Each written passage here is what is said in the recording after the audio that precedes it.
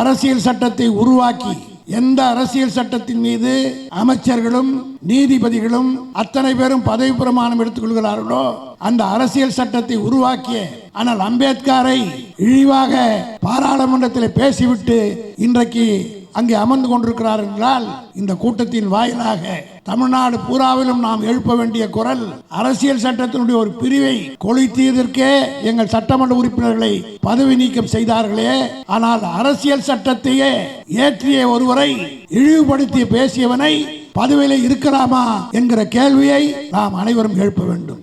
ஆட்சியில் இருப்பதற்கு எந்த யோகியதையும் அவர் கிடையாது. இது ஒன்றை வைத்தே அவரை பதவியில் இருந்து நீக்கலாம்.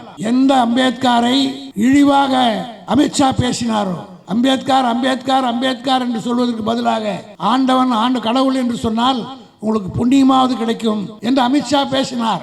அந்த அமித்ஷாவுக்கு பாடம் புகட்டுகிற வகையில் எங்களை எல்லாம் வாழ வைத்து எங்களை எல்லாம் இன்றைக்கு மனிதர்களாக்கி எங்களை எல்லாம் இன்றைக்கு அமைச்சர்களாக, எம்எல்ஏக்களாக, எம்பிக்களாக, கவுன்சிலர்களாக, மேயராக உருவாக்குவதற்கு காரணமாக இருந்த அரசியல் சட்டத்தை உருவாக்கிய அம்பேத்கரை நாங்கள் கடவுளாக கருதுகிறோம்.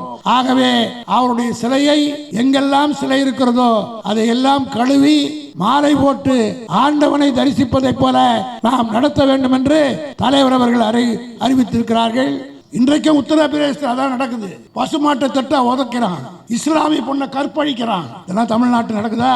இது இந்தியா பூரா நடக்க வேண்டும் என்று நின்னுகிற ஒரு கூட்டம் இன்றைக்கு பாராளுமன்றத்தில் உட்கார்ந்து கொண்டு கர்ஜிக்கிறது. அமித்ஷா பேசுகிறார், மோடி ரசிக்கிறார். இது மோடி பேசி நான் அமித்ஷா பேசியதாகவே கருதவில்லை. குட்டி விட்டு ஆழம் பார்த்திருக்காங்க. முதல்ல அமித்ஷா பேச விட்டுட்டு அதற்கு அடுத்து மோடி அவர்கள் என்ன செய்வார் என்றால், இந்தியா ஒரு நாடு ஒரு எலெக்ஷன் போல ஒரு கட்சி தான் நாட்டை ஆளணும், ஒரே ஒரு தலைவன் தான் இந்த நாட்டில் இருக்கணும், அது பிஜேபி தான் என்கிற நிலையை கொண்டு வருவதற்கு இன்றைக்கு ஏதோ நடந்து கொண்டிருக்கிறது. தமிழ்நாட்டிலே இது பெரியார் பிறந்த மண், அண்ணா பக்குவப்படுத்திய மண், கலைஞர் அவர்கள் வாழ்ந்த மண். எல்லாவற்றுக்கும் மேலாக அம்பேத்கரை போற்றி வளர்த்த ஒரு மாநிலம் தமிழ் மாநிலம். அம்பேத்கருடைய பெயரை பல்கலைக்கழகத்திலிருந்து அவருடைய மாநிலமான மராட்டியத்திலே அவர் பல்கலைக்கழகத்துக்கு பெயரை வச்சு எடுத்தாங்க. கலைஞர் அன்றைக்கு சென்னையில கூட்டம் போட்டு சொன்னார், எந்த அம்பேத்கருடைய பெயரை அவர் பிறந்த பூமியிலிருந்து அகற்றினார்களோ, திமுக ஆட்சிக்கு வந்தவுடன் அவர் பெயராலேயே சட்ட பல்கலைக்கழக உருவாக்குவேன் சொன்னார், கலைஞர் சொன்னார். அதே போல ஆட்சிக்கு வந்தவுடன் சட்ட பல்கலைக்கழகத்துக்கு அம்பேத்கர் யூனிவர்சிட்டி என்று வைத்தவர் நம்முடைய தலைவர் கலைஞர். உதயநிதி ஸ்டாலின் அவருடைய பிறந்த நாள் விழாவையும் கோல்டு பிரகாஷ் அவர்கள் ஏற்கனவே இதை மிக பிரம்மாண்டமாக சிறப்பாக ஏற்பாடு செய்திருந்தாலும் அன்றைக்கு மழை பெய்த காரணத்தினால் தள்ளி வைத்தாலும் கூட இன்று காலையிலிருந்து எனக்கு மிக வருத்தமாக இருந்தது. காரணம், இவ்வளவு சிறப்பாக ஏற்பாடு செய்யப்பட்டிருக்கின்ற இந்த நிகழ்ச்சிகள் எல்லாம் தடைப்பட்டு விடுமோ என்று நான் பயந்தேன். ஆனால் நிச்சயமாக வர்ண பகவான் திராவிட முன்னேற்ற கழகத்தோடு தான் இருக்கிறார் என்பதை நிரூபிக்கிற வகையில் நான் மேடைக்கு வந்தோடனே இங்கே, ஏன்னா அமித்ஷா பாவம் செய்தவங்களாம் ஒரு கோயிலுக்கு போனோங்கிறார். ஆனால் கோயிலே எங்களை தேடி வருது. காரணம் என்னென்னா, எங்கள் தலைவர் கலைஞரையே புட்டபர்த்தி சாஹிபான் நேரில் வந்து பார்த்தார். ஆக இதுதான் புனிதமான கோயிலே தவிர நாங்கள் வேறு எந்த கோயிலுக்கும் போக வேண்டிய அவசியம் இல்லை.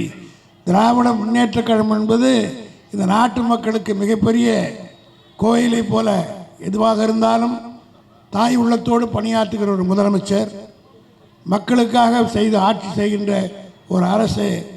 ஆகவே 2 நாட்களாக இந்தியாவே கொந்தளித்து கொண்டிருக்கிறது.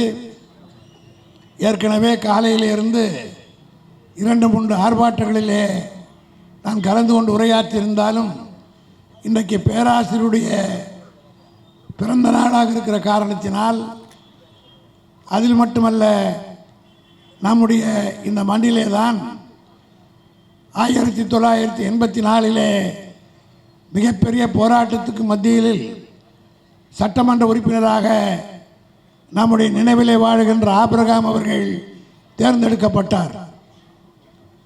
இந்த 2 பேரும் 1984 பேராசிரியர் அவர்கள் பூங்கா நகர் தொகுதியிலிருந்தும் ஆலந்தூரிலிருந்து ஆபிரகாம் அவர்களும் தேர்ந்தெடுக்கப்பட்டு பணியாற்றி கொண்டிருந்த நேரத்திலே தான் அன்றைக்கு ஆட்சியில் இருந்த எம்ஜிஆர் அவர்கள், தலைவர் கலைஞர் அவர்கள் இந்தியை மத்திய அரசு திணிக்கிற காரணத்தினால் அதை கண்டிக்கின்ற வகையில் அரசியல் சட்டத்தினுடைய 17வது பிரிவினுடைய நகலை எரிக்க வேண்டும் நம்முடைய உணர்வுகளை காட்டுவதற்காக என்று 1963 எப்படி அறிஞர் அண்ணா அவர்கள் அரசியல் சட்டத்தினுடைய 17வது பிரிவை கொளுத்துவிட்டு சிறைக்கு சென்றாரோ, அதே போல ஆலந்தூரிலே ஆபிரகாம் அவர்களும் இதே போல தமிழ்நாட்டில் இருக்கிற அனைத்து பகுதிகளிலும் கொளுத்த வேண்டும் என்று திட்டமிட்டு அறிவிக்கப்பட்ட நேரத்தில் ஆபிரகாம் அவர்கள் ஆலந்தூரில் சட்டத்தை எரித்தார். பேராசிரியர் பூங்கா நகரில் எரித்தார்கள். ஆனால் 10 சட்டமன்ற உறுப்பினர்களையும் ஒரு நகலை எரித்ததற்காகவே அன்றைக்கு ஆட்சியில் இருந்த PH பாண்டியன் என்கிற சபாநாயகர் பதவி நீக்கம் செய்தார். எதற்காக? அரசியல் சட்டத்தினுடைய ஒரு பிரிவினுடைய நகலை எரித்ததற்காக. ஆனால் நேற்றைக்கு பாராளுமன்றத்தில் அரசியல் சட்டத்தை உருவாக்கி எந்த அரசியல் சட்டத்தின் மீது அமைச்சர்களும் நீதிபதிகளும் அத்தனை பேரும் பதவி பிரமாணம் எடுத்துக்கொள்கிறார்களோ அந்த அரசியல் சட்டத்தை உருவாக்கிய ஆனால் அம்பேத்கரை இழிவாக பாராளுமன்றத்தில் பேசிவிட்டு இன்றைக்கு அங்கே அமர்ந்து கொண்டிருக்கிறார் என்றால், இந்த கூட்டத்தின் வாயிலாக தமிழ்நாடு பூராவிலும் நாம் எழுப்ப வேண்டிய குரல், அரசியல் சட்டத்தினுடைய ஒரு பிரிவை கொளுத்தியதற்கே எங்கள் சட்டமன்ற உறுப்பினர்களை பதவி நீக்கம் செய்தார்களே, ஆனால் அரசியல் சட்டத்தையே ஏற்றிய ஒருவரை இழிவுபடுத்திய பேசியவனை பதவியில் இருக்கலாமா என்கிற கேள்வியை நாம் அனைவரும் எழுப்ப வேண்டும். ஆட்சியில் இருப்பதற்கு எந்த யோகியதையும் அவருக்கு கிடையாது. இது ஒன்றை வைத்தே அவரை பதவியில் இருந்து நீக்கலாம்.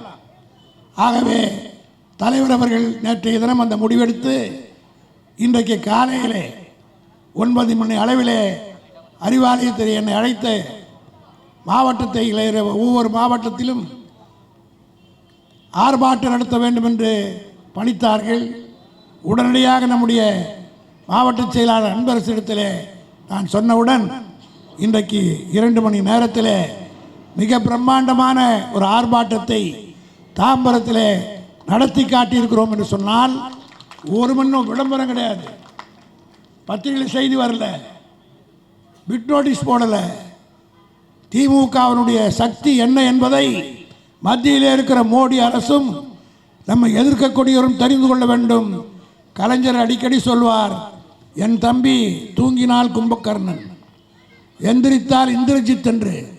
ஆட்சியிலே நாம் இருந்தாலும் தலைவர் தளபதி அவர்கள் ஆணையிட்டார் என்றவுடன் 2 மணி நேரத்தில் மிக பிரம்மாண்டமான ஆர்ப்பாட்டத்தை இந்தியா பூரா, தமிழ்நாடு பூரா நடத்தி இந்தியாவுடைய கவனத்தை நாம் ஈர்த்திருக்கிறோம்.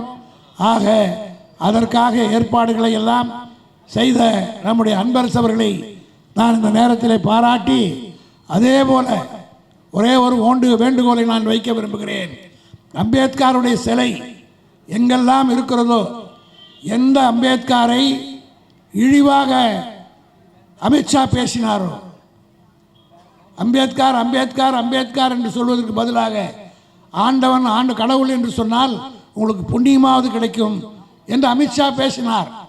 அந்த அமித்ஷாவுக்கு பாடம் புகட்டுகிற வகையில் எங்களை எல்லாம் வாழ வைத்து, எங்களை எல்லாம் இன்றைக்கு மனிதர்களாக்கி, எங்களை எல்லாம் இன்றைக்கு அமைச்சர்களாக, எம்எல்ஏக்களாக, எம்பிக்களாக, கவுன்சிலர்களாக, மேயராக உருவாக்குவதற்கு காரணமாக இருந்த அரசியல் சட்டத்தை உருவாக்கிய அம்பேத்கரை நாங்கள் கடவுளாக கருதுகிறோம். ஆகவே அவருடைய சிலையை எங்கெல்லாம் சிலை இருக்கிறதோ அதையெல்லாம் கழுவி மாலை போட்டு ஆண்டவனை தரிசிப்பதைப் போல நாம் நடத்த வேண்டும் என்று தலைவர் அவர்கள் அறிவித்திருக்கிறார்கள்.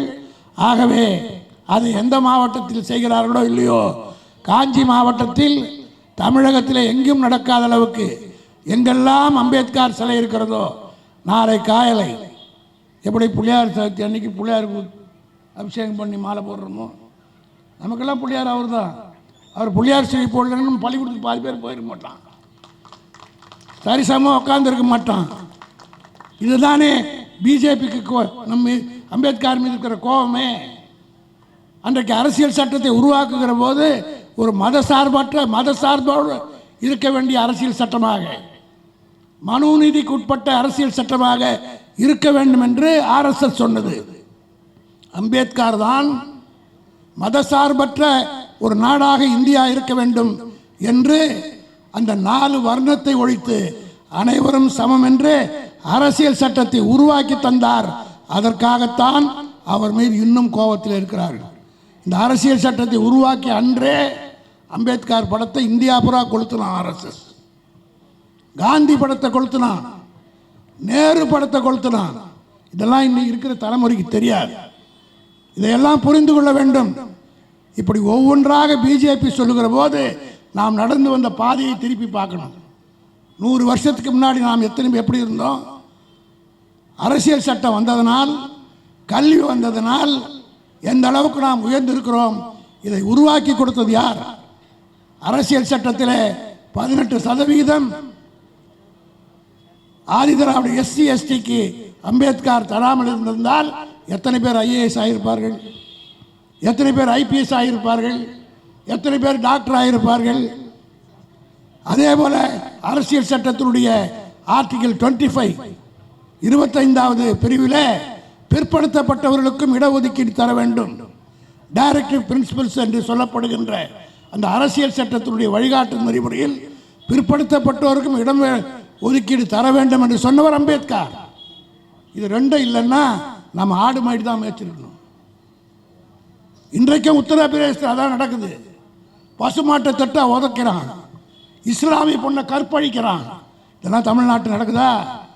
இது இந்தியா பூரா நடக்க வேண்டும் என்று நின்னுகிற ஒரு கூட்டம் இன்றைக்கு பாராளுமன்றத்தில் உட்கார்ந்து கொண்டு கர்ஜிக்கிறது. அமித்ஷா பேசுகிறார், மோடி ரசிக்கிறார். இது மோடி பேசி நான் அமித்ஷா பேசியதாகவே கருதவில்லை. குட்டி விட்டு வேட ஆழம் பார்த்துருக்காங்க. முதல்ல அமித்ஷா பேச விட்டுட்டு அதற்கு அடுத்து மோடி அவர்கள் என்ன செய்வார் என்றால், இந்தியா ஒரு நாடு ஒரு எலெக்ஷன் போல ஒரு கட்சி தான் நாட்டை ஆளணும், ஒரே ஒரு தலைவன் தான் இந்த நாட்டில் இருக்கணும், அது பிஜேபி தான் என்கிற நிலையை கொண்டு வருவதற்கு இன்றைக்கு ஏதோ நடந்து கொண்டிருக்கிறது. தமிழ்நாட்டிலே இது பெரியார் பிறந்த மண், அண்ணா பக்குவப்படுத்திய மண், கலைஞர் அவர்கள் வாழ்ந்த மண். எல்லாவற்றுக்கும் மேலாக அம்பேத்கரை போற்றி வளர்த்த ஒரு மாநிலம் தமிழ் மாநிலம். அம்பேத்கருடைய பெயரை பல்கலைக்கழகத்திலிருந்து அவருடைய மாநிலமான மராட்டியத்திலே அவர் பல்கலைக்கழகத்துக்கு பேரை வச்சு எடுத்தாங்க. கலைஞர் அன்றைக்கு சென்னையில் கூட்டம் போட்டு சொன்னார், எந்த அம்பேத்கருடைய பெயரை அவர் பிறந்த பூமியிலிருந்து அகற்றினார்களோ, திமுக ஆட்சிக்கு வந்தவுடன் அவர் பெயராலேயே சட்ட பல்கலைக்கழக உருவாக்குவேன் என்று சொன்னார், கலைஞர் சொன்னார்.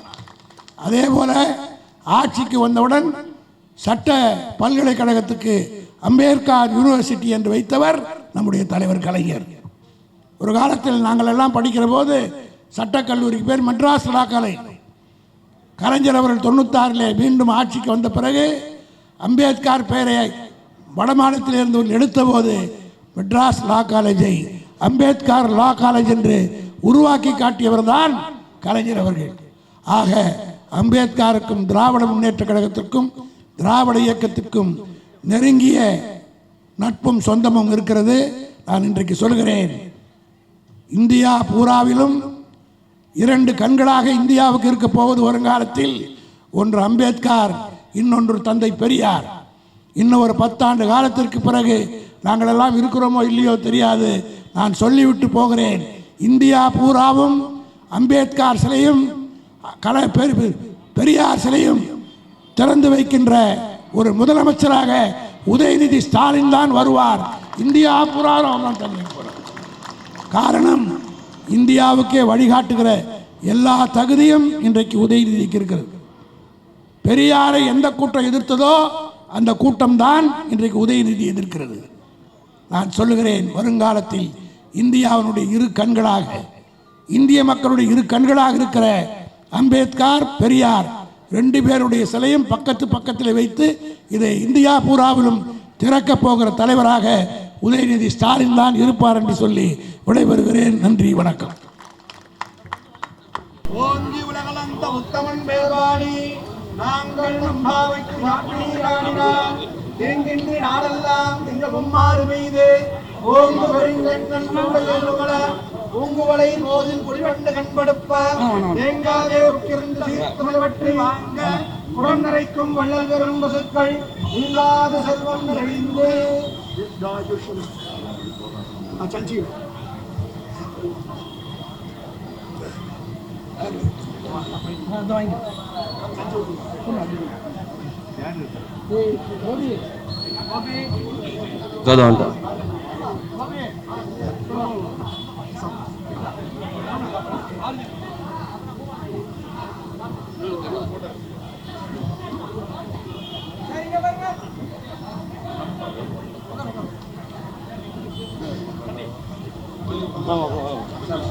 Vamos.